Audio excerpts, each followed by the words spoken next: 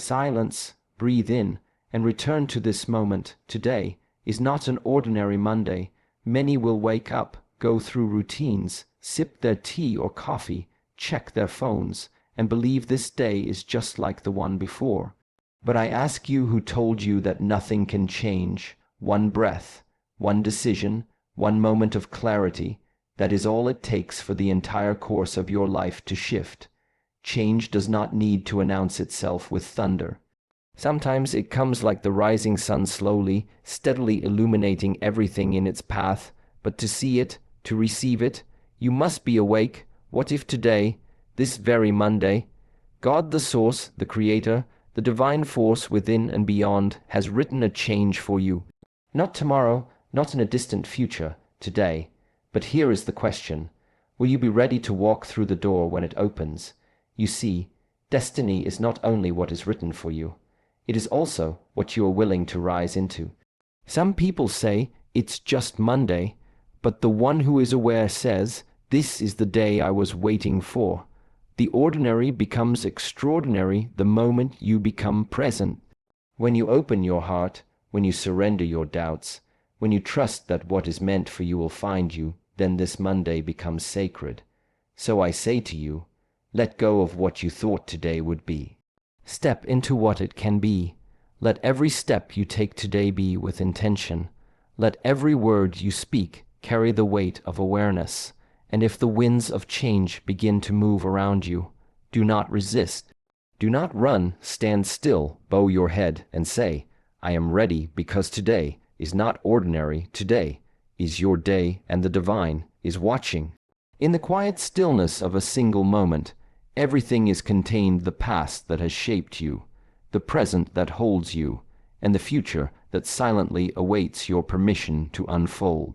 Yet in the rush of daily life, in the chase of productivity, ambition, distraction, and digital noise, most people move through their days with their minds absent from the space their body inhabits.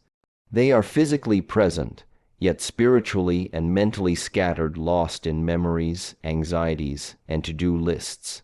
In this absence of awareness, something vital is missed.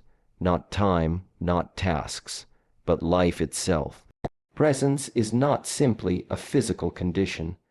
It is not just being here in the room, in the job, in the relationship. Presence is a state of awareness, of full attention. It is the willingness to be nowhere else but now, to observe, to breathe, to listen without agenda, to be with what is. Most people don't realize that the moment they return to presence, they step through a portal. That portal is possibility. Possibility does not live in the past, for the past is fixed, already written, already spent. Nor does possibility reside in the future, for the future is only imagined, shaped by desire and fear, and always elusive. The only place where something new can be created, where change can take root, is here, this moment, this breath, this heartbeat. When we return to presence, we come into contact with the raw material of life, and from that material, something powerful can be formed.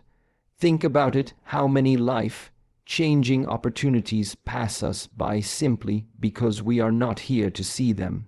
A word unsaid, a person unnoticed, a door unopened, not because they weren't offered, but because we were too busy rehearsing the past or predicting the future. Presence in this way becomes a kind of spiritual vision. It sharpens the senses, it tunes the heart, it prepares the soul to receive. In the state of presence, we see things as they are, not as we fear or hope them to be. This clarity allows us to make better choices, speak wiser words, and act from the still point of truth rather than reaction. Presence is powerful not just because it allows us to perceive reality, but because it gives us access to what we are truly capable of. In the moment of full awareness, fear lessens its grip, doubt softens, resistance falls away. The mind, which often behaves like a wild horse galloping through endless fields of thought, slows down and stands still, and in that stillness, A deeper intelligence emerges not of the intellect, but of the spirit. It whispers truths that are easily missed in the noise. It shows us paths that we had never considered. It speaks in silence and nudges us toward action without force. This is not some abstract or mystical idea. Think of any athlete at the peak of their performance, any artist in the flow of creation, any parent fully attuned to their child's needs, any leader facing a crisis with calm. What unites them is presence. Their ability to be fully in the moment grants them access to wisdom, intuition, and energy that otherwise remains dormant. Their presence opens the gate to possibility. Not because they control the outcome, but because they are so deeply rooted in the now that they can meet the outcome with clarity, courage, and adaptability. The truth is, most people don't lack potential. They lack presence. Their power is buried under layers of thought, fear, and busyness. When someone says, "I don't know what to do," often what they mean is, "I'm too distracted to hear the answer." But the answers are rarely outside. They rise up when the mind is still. When we stop searching outward and begin listening inward, something awakens. That awakening cannot be forced. It only arrives when we slow down enough to feel it. In presence, even pain transforms. When we resist pain, when we judge it, avoid it, or run from it, suffering multiplies. But when we bring our full presence to it, when we breathe into it, observe it without story, pain begins to move. It begins to speak, and what once felt like a wall becomes a doorway. This is how presence becomes alchemy. It doesn't erase difficulty, but it allows us to meet difficulty with dignity, and in doing so, discover a power within us we never knew we had. Presence also changes our relationships. When we are truly present with another human being, when we listen without planning our response, when we look them in the eyes and see not just a role or a title, but a soul connection deepens. The person feels seen, understood, safe, and in that safety, they too may return to presence. One person's presence can awaken another's, like a flame lighting another flame. This is how transformation spreads not through grand declarations, but through quiet awareness shared in ordinary moments. You may ask, how does one cultivate this presence? It begins with the breath. The breath is always now. It is not yesterday's breath or tomorrow's. It is this one, right now. To follow the breath is to return home to the body, to the earth, to this sacred instant. With each inhale, we say, "I am here." With each exhale, we say, "I let go." Over time, this simple practice creates a shift. The mind begins to slow, the heart opens, and the eyes begin to see with wonder again. Stillness is another doorway to presence, not the stillness of inaction, but the stillness of intention. To sit, to walk, to eat, to speak, all can be done with presence. The key is attention. Are you doing this to get it over with, or are you fully here, tasting the moment, even if it is uncomfortable? Presence means being with what is, not just with what we prefer. And in that acceptance, possibility begins to emerge. Possibility is not always dramatic. Sometimes it is subtle, a change in attitude, a moment of forgiveness, a decision to try again.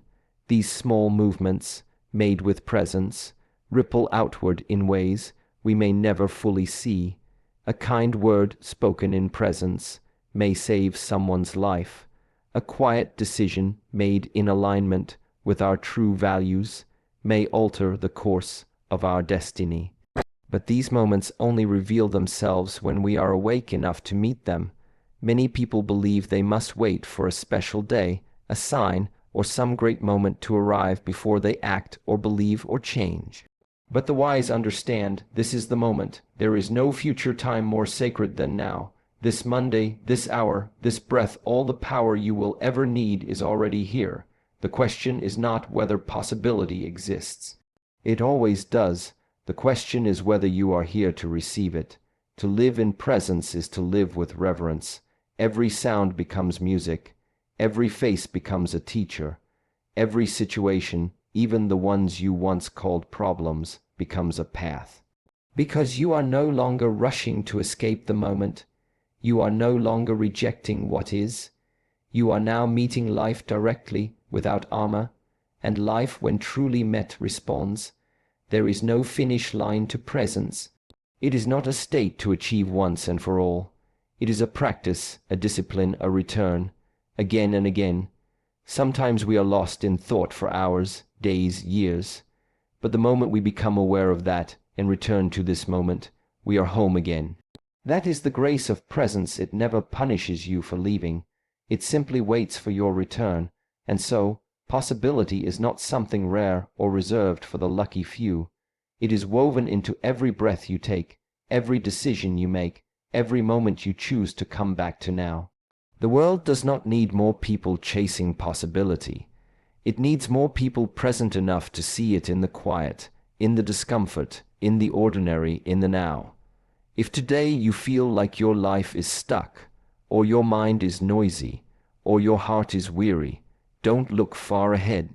Just stop, breathe, come back, feel your feet, hear the sounds around you, let the breath guide you home, and from this presence ask, what is life offering me right now? Not what should be, not what was, but what is. In this space, you may begin to see something you missed before, a new idea, a new path, a new strength, or simply a new way of seeing an old situation. That is the quiet miracle of presence. It doesn't always change the world around you, but it changes how you meet the world. And sometimes that is the greatest change of all. So begin today. Begin now, not with force, not with expectation, but with a gentle return. This moment is not waiting to be perfect for you. It is simply waiting for you to be present enough to see the perfection that already exists within it. And in that seeing, possibility unfolds. Change is always possible.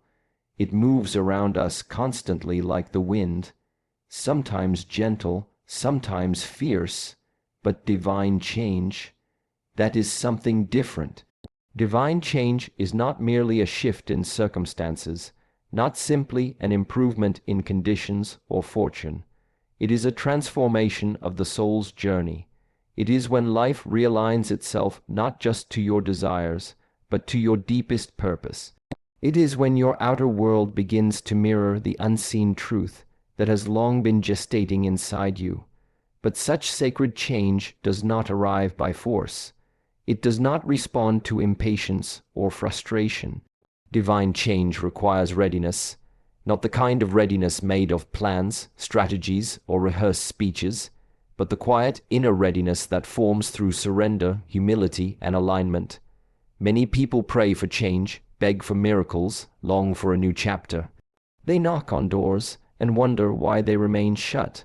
But the truth is not that life is unwilling to give. It is that many are not yet prepared to receive. Receiving divine change is not like accepting a package at the door. It is more like preparing your home for a guest who comes in silence, without warning, and stays only where it is welcome. If your heart is full of noise, your hands gripped with control, and your mind consumed with fear, where will the divine find space to move? To be ready is not the same as to be eager. Eagerness can be rooted in desperation, but readiness is calm. It is a quiet confidence. It is the soul standing still in the midst of uncertainty and saying, I may not know what comes next, but I am open. That openness is the invitation. Divine change does not respond to need alone. It responds to openness. You may feel that your situation is unbearable, that you cannot take another step in the same direction. But pain is not always enough to create transformation. Pain wakes us up, yes, but what happens after we wake up? We must be willing to listen. We must be willing to let go. That is the path to readiness. Letting go is often the first sign of true readiness. It may be letting go of a role you played, a belief you held, a relationship that no longer reflects your truth. And yet, letting go is not easy. There is comfort in the familiar, even when the familiar is hurting us. Divine change will often ask you to walk away from what you thought was secure. It will ask you to leave behind identities you've clung to and stories you've told yourself for years, not to punish you, but to free you. Because the hands that hold too tightly to the old cannot receive the new. Readiness, then, is not only about preparation, it is about purification. It is about clearing away what no longer serves, so that what is meant for you has a place to land. The process of readiness is often silent. It is the work no one sees. While others may see you waiting, wondering why nothing seems to be happening, inside you are being reshaped. Your attachments are being loosened. Your faith is being deepened. Your perception is being refined. You start to see through illusion. You start to understand that timing is sacred, and that what comes too soon can be just as harmful as what never comes at all. Divine change arrives not according to your clock, but in perfect alignment with your soul's evolution. And when it comes, it fits, not because it was forced to arrive, but because you became the person who could hold it. There are many moments when you will be tempted to rush the process. You may grow tired of waiting, of preparing, of trusting something you cannot yet see. In those moments, impatience becomes loud. Fear begins to whisper lies. You may start to believe that nothing will change, that your prayers have gone unheard, that your efforts are in vain.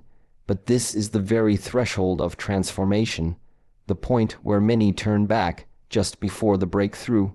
The divine does not operate in haste. It unfolds like a flower, one petal at a time, and so the true test of readiness is not simply in your desire, but in your endurance. Can you remain faithful when there is no proof? Can you keep your heart open even when the delay feels endless? In times of preparation, you may be asked to face yourself more deeply than ever before, to confront wounds you've avoided, to take responsibility for the parts of your life you once blamed others for. Divine change is not cosmetic. It is not here to decorate your life. It is here to transform you from the inside out, and such transformation requires honesty. It requires stillness. It requires a willingness to let the old self fall away, so that the true self can rise. That kind of readiness cannot be faked. It is not about looking spiritual. It is about being empty of ego, of expectation, of illusion. Only then can you be filled with something greater. There are times when divine change comes suddenly, like lightning across a dark sky. But even in those moments of sudden clarity, the preparation has been happening all along. The soil had to be tilled, the seeds had to be planted, the roots had to form beneath the surface. Change, when it comes from the divine, is never random. It is the harvest of unseen devotion. It is the moment when your internal transformation becomes visible to the world. But just as no farmer pulls the seed out to check if it's growing, so too must you trust what is happening below the surface. Readiness does not always feel exciting. Sometimes it feels like silence, like waiting, like loss. But in truth, it is sacred preparation. You are not being punished. You are being positioned. Your readiness can also be measured by your willingness to act when the moment arrives. Some wait so long for change, they grow attached to the waiting. They become more in love with the idea of transformation than the reality of what it demands. Because when the divine opens the door, it still requires you to walk through it, to say yes, to let your comfort die and your purpose lead. Readiness means not only being able to recognize the moment, but to respond with courage. Divine change will never force you. It waits for your agreement. It respects your will, but once you say yes, it begins to move swiftly, clearing away what no longer aligns, placing you in situations that stretch you, and surrounding you with people who mirror the truth you're stepping into. And yet, Readiness does not mean perfection. You do not have to be flawless, fearless, or fully healed to receive divine change. You only need to be willing, willing to see, willing to trust, willing to release what is false and embrace what is real. This willingness is like a signal sent to the heavens. It says, I am not perfect, but I am open. I do not know the way, but I am ready to be shown. And the divine responds, not always in the way you expect, but always in the way you need. Sometimes, divine change does not look like a gift at first.